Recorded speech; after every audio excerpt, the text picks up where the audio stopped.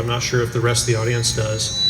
When you talk about registering fire, I think what I've read is that a lot of times, first thing in the morning, the Piper Cub would go up and they would aim a gun at a particular target and they would walk the shells to make sure they were going to hit that target. And that would be called registering the fire, and then they would know where to aim the guns later based on where that hit, right? Well, if you had a target, the observer would send the coordinates to the gun and for them to fire on, and then if it wasn't quite accurate, they adjusted from there.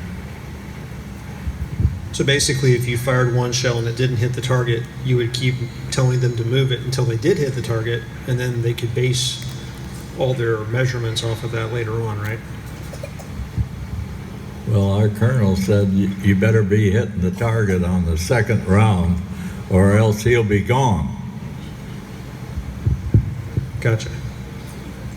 So tell me about what you remember from the time of the Battle of the Bulge. Well, we didn't fly on the 16th of December because the weather was too bad. And most planes didn't fly on the 17th either, but we did, as we didn't have anybody else tell us not to. So we flew on the 17th, and that was the biggest day I ever had. I flew 6 hours on that day, and we had targets all day long. Let me explain. We were supporting the 78th Division.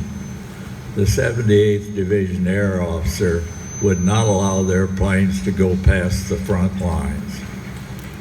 They were only used if their ground observer couldn't see far enough and they could go up in the air and observe for them.